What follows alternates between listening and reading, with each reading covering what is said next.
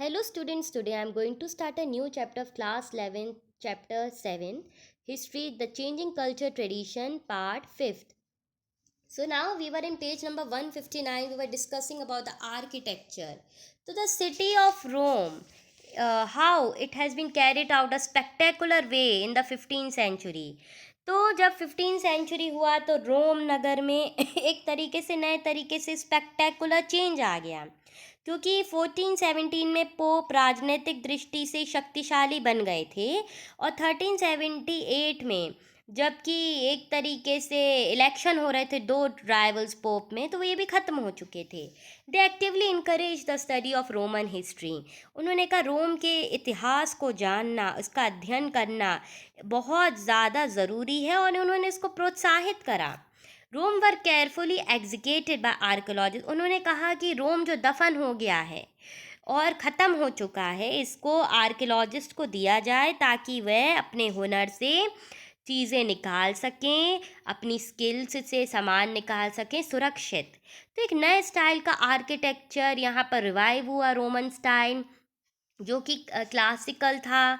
Pope लोगों ने wealthy merchant aristocrat employed architectures, classical architectures, यहाँ पर आर्टिस्ट, स्क्रप्चर्स, डेकोरेटेड बिल्डिंग्स थी, पेंटिंग था, स्क्रप्चर्स था, रील्स था। तो इन्होंने बहुत सारे स्किल पेंटर्स, स्क्रप्टर्स, आर्किटेक्ट्स को भी बुलाया। तो इसमें सबसे ज़्यादा इम्प्रेसिव वर्क था मैक्लोनोमो बिरमोटियो 1475 से लेके 1664 में। तो ये बहुत ज़्यादा चर्चित था, उत्साहित था और इनने एक तरीके से नए चित्रकला शिल्पकारों की एक तरीके से भावनाओं को व्याकुलता में परिचित दिया और लेप चित्र या मूर्ति या हम कह सकते हैं सुजन्य कला का कृति को आगे बढ़ाने में प्रोत्साहन दिया। तो पोप का सबसे बड़ा रोल था रोमन आर्किटेक्चर को वापस लेके आना, क्योंकि आर्कियोलॉजी और आर्कियोलॉजिस्ट ही एक ऐसे व्यक्ति थे जो इनको कुशलतापूर्ण बाहर निकाल सकते थे। तो जो यहाँ की चैपल है इसको कहते हैं the Peter, the design of the dome of Saint Peter church ऑर्च इन रोम ऑफ द फिलियो फेनिक्स लिया आर्किटेक्ट डिज़ाइन द स्कल्पचर। तो ये देखिए बहुत सुंदर पेंटिंग है। ये इटालियन आर्किटेक्चर ने 16th सेंचुरी में कॉपी करी इम्पीरियल बिल्डिंग ऑफ रोम से। और इसके बाजू में जो एक दिख रहे होंगे आपको बूढ़े से इंसान, ये लियोनार्डो दा विंसी हैं जिनके बारे में हम बात कर रहे थे। तो ये दोनों बहुत सुंदर है। ये आर्किटेक्चर स्टाइल देखो कितना सुंदर है, रिमार्केबल चेंज है उस समय के समय का, आर्टिस्ट का जो कि अपने आप इंडिविजुअली नाम जाने जाते हैं, अर्लियर थे, जानकार थे, नई सोच रखते थे, नए तरीके का यहाँ पर डेवलपमेंट चाहते थे और इन्होंने एक अपने नए पहलू को यहाँ पर जागृत किया। अब यहाँ पर आता है एक नया topic, the first printed books. तो if people in other countries wanted to see paintings, sculptures or building of great art, they had to travel to Italy.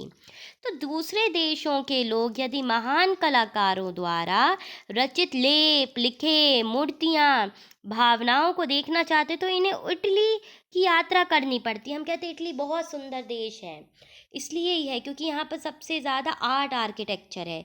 किंतु यहाँ तक साहित्य की बात है तो जो कुछ भी इटली में लिखा गया है विदेशों तक पहुंचा। तो ये सब 16th सेंचुरी में जब क्रांतिकारी नई चीज़ें आने लगीं तो लोगों ने अन्य लोगों में यहाँ पर mastery of technology of printing का यूज़ करा। European indebted in other people, the Chinese for printing technology, the Mongol ruler because of the European traders and diplomats had been familiar with it during visit of the courts. They had been to earlier existed in the few hands written copy in 1455. 150 copies of the Bibles were printed by the Johns Gutenberg 1400 to 1458, the German who has the first printing press. तो अगर हम माने तो ये भी देखा जा सकता हर तरीके की प्रिंटिंग स्टार्ट हो गई थी, टेक्नोलॉजी इम्प्रूव हो गई थी। और जिन्होंने सबसे इम्पॉर्टेंट पर्सन है जॉनेस गुटेनबर्ग, जिन्होंने बाइबल प्रिंट करी थी 150 कॉपीज़। ये हमेशा आता, पिछले साल 10th में भी क्वेश्चन आया था हु प्रिंटेड बाइबल, तो जॉनेस गुटेनबर्ग ने किया था और इन्होंने फर्स्ट प्रिंटिंग प्रेस भी खोली थी। Earlier, a monk would have been taking the same amount of time to write out one copy of Bible. By 1500, many classical texts, nearly all in Latin, has been printed in Italy. तो अब जब नई technology आ गई, नई तरीके से wave आ गया printing press का, तो किताबें प्रिंट होने लगी इटली में. As a printed books became available, it is possible to buy them, and students did not have to depend slowly in the lecture notes, ideas, opinion, and information. They have to move rapidly than ever before. The printed books promoting new ideas will quickly reach hundreds or thousands of readers. And this is also possible for the individual to read books, since it was possible to buy copies of oneself. The developed and the reading habit among the people, the chief reason was the humanist culture in Italy spread more rapidly across the Alps from the end of 15th century in the printed books were circulating. This also explains why earlier intellectual movement had been limited to the particular region. तो ये बहुत easy lines थी. तो इसको अगर हिंदी में बताऊं तो ये है कि विचार, मत, जानकारी बहुत तेज़ी से प्रसारित हो रही थी. नए विचारों को बढ़ावा मिल रहा था, नए तरीके की सोच, पुस्तकें लोगों तक जल्दी पहुंच रही थी, पुस्तकों का व्यापार ज़्यादा चालू हो गया था, एल्प्स तक की पहाड़ियों तक यहाँ पर व्यापार चालू हो गया था, प्रिंटेड बुक सर्कुलेट होने लगी थी मार्केट में, लोगों ने पढ़ना चालू कर दिया था, लिटरेसी लेवल इंक्रीज हो चुकी थी.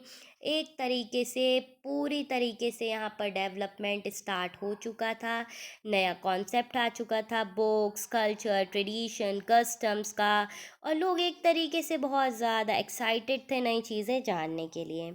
इसके बाद एक नया टॉपिक आता है new concept of human beings. तो ये भी बहुत प्यारा है. One of the feature of the humanist culture was sacking to the control of the religion over human life. तो एक तरीके से संस्कृति की विशेषताओं में एक था कि मानव जीवन पर धर्म का नियंत्रण कमज़ोर होना. इटली के निवासी जितने भी थे तो ये अपने लिए एक बहुत बड़ा ग्लोरी, पावर और वेल्थ के लिए एक रिग्रेस थे. तो फ्रांसिस बेराबरो 1390 से 1454 उन्होंने देखो एक ये बहुत प्यारी सी ड्यूमनो फ्लोरेंस में है, ये कैथरी ब्रूनोशी ने कितनी सुंदर डिज़ाइन करी है. देखो ऊपर से डोम है, 3 या सर्कल्स है डिज़ाइन, कितना प्यारा आर्किटेक्ट है. तो इन्होंने अपनी बुक में ये लिखा कि अ, इन्होंने 1404 में इन्होंने लिखा कि him I call an architect who is able to devise to the complaint of all those work which by the movement of a great weights and the conjunctions and amazement of the bodies can with the greatest beauty be adapted to the use of mankind. तो उन्होंने ये बहुत प्यारी line बोली अपने इसमें कि मैं उसे वास्तुवाद मानता हूँ जो नए नए तरीके का आविष्कार कर इस तरह अपने निर्माण को पूरा करे, यह उसमें भारी वजन और ठोस बताया गया हो और संपूर्ण कृतियों को संयोजन और द्रव्यमान में ऐसा तालमेल हो कि उसका सर्वाधिक सौंदर्य उभर कर आए ताकि मानव मात्र के लिए उसका श्रेष्ठ उपयोग बन सके, मानवता के लिए उसकी ब्यूटी हमेशा रहे. तो ये बहुत प्यारी लाइन है. देखो कितना प्यारा सोच थी उस समय लोगों की, नई जागृति थी, नए तरीके की एस्पिरेशंस थी, नए तरीके से ये चाहते थे कि कितने अच्छे से वर्ल्ड इंटेलेक्ट्स यहाँ पर आएँ. फिर एक तरीके से पैम्पलेट जो हमने देखी है, who believe that the study of history led mans to try for the life of perfection. तो ये देखो जॉलॉस और विला ने बोला 1406 में, बहुत प्यारी लाइन है, to strive for a life of the perfection. Christians in pleasure, they was always conversant with the time, with the good manners, and speak politely and dress correctly with the skill of person culture learn. तो उन्होंने culture के बारे में बहुत अच्छा बोला. उन्होंने अपनी पुस्तक जो कि उनकी थी बहुत प्यारी किताब जो उन्होंने उस समय पे लिखी थी, तो इनने ये बोला कि एक तरीके से इसमें उन्होंने धर्म में निष्पक्षता मानने के लिए कहा कि उस समय के लोगों का अच्छा व्यवहार के प्रति दिलचस्पी थी. लोग मैनरलिस्ट थे, व्यक्ति को किसी तरीके की विनम्रता से बोलना चाहिए, उसके कपड़े पहनने चाहिए और सभ्य व्यक्ति को ये एक तरीके का आचरण करना चाहिए. तो कल्चर तो यही है कि जहाँ पर लोग पोलाइटली बोलें, अच्छे से ड्रेस्ड अप हों, अच्छे से बात करें, प्लेजर हो, उनसे बात करने का मन करे, वो मैनर एक तरीके से गुड मैनर्स हो उनके अंदर। तो उसी को हम क्या क्या कह सकते हैं कि ये नया तरीका है ह्यूमन कॉन्सेप्ट जानने का। तो ह्यूमैनिज्म एक तरीके से शेप करना चाहता है लोगों की लाइफ को। जो लोग एसेंट्रिक थे, तो आइडिया इसका बेसिकली क्या था कि ह्यूमन नेचर को हर तरीके से जानना, लेकिन लोगों के अंदर एक दायित्व हो, पॉजिटिविटी हो, और लोगों को एक तरीके से भिन्न भिन्न वर्गों के हम कह सकें कि एक तरीके से ये पॉजिटिविटी या मैनर सोसाइटी प्ले करे। फिर जो आपके ब्लू बॉक्स में लिखा है, निको मैलिकिया ने अपने 15th सेंचुरी में एक बुक थी द प्रिंस 1530 में, तो उसमें बहुत अच्छी लाइन लिखी, so leaving aside the imaginary things and referring only to those which truly exist, I say that whenever men are discussed, they are noted for various qualities which earn them either praise or condemnation. Some, for example, are held to be the generous and other miserly. Some are held to the benefactors. Other are called grasping, some cruel, some compassionate. One man faithfulness, another faithful. One man eliminate and coward.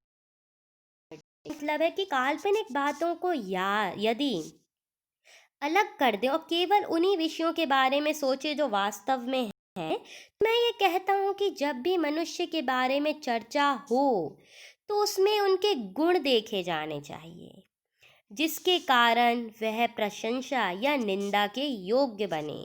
उदाहरण के लिए कुछ को दानी माना जाता है और अन्य को कंजूस, कुछ लोगों को हर्षणीय मजाक किया तो कुछ लोगों को लोभी माना जाता है, कुछ निर्दयी और कुछ दयालु। तो एक व्यक्ति अविश्वसनीय और दूसरा विश्वसनीय, एक व्यक्ति पुरुषहीन और कायर, दूसरा एक तरीके से खड़ूस या साहसी। एक व्यक्ति हम कह सकते हैं शिष्ट हो और दूसरा घमंडी, एक व्यक्ति कामुक हो दूसरा पवित्र। तो ये एक तरीके से हम देख सकते हैं, another free and courageous, one man courage, another proud, one man reckless, another pure, one guideless, another crafty, one stubborn, another flexible, one grave, another frivolous, one region, another spectacular and four. एक अड़ियल हो, एक चालाक हो, दूसरा लालची हो, एक गंभीर हो दूसरा छिचोरा हो, तो एक धार्मिक दूसरा संदेही हो। तो ये भी एक तरीके से मनोचिकित्सा है। तो Machiavelli believe that all man are bad and ever ready to display this vicious nature partially because of the fact that human desire are insatiable. तो इन्होंने बहुत अच्छी लाइन बोली कि सभी मनुष्य बुरे हैं और वह अपनी दृष्टि स्वभाव से प्रदर्शित भी हो जाते हैं, और वह सदैव तात्पर्य यह है कि क्योंकि कुछ हद तक मनुष्य की इच्छाएं अपूर्ण रह जाती हैं। तो ये भी एक प्रमुख है, मैक्सिकॉले ने ये देखा प्रमुख कारण है कि मनुष्य अपने समस्त कार्यों को अपना एक उनको स्वार्थ या सेल्फ इंटरेस्ट यहाँ पर दिखता है। फिर इसके बाद एक बहुत प्यारा टॉपिक है द एस्पिरेशन ऑफ वुमेन, जो कि हम नेक्स्ट पार्ट में डिस्कस करेंगे।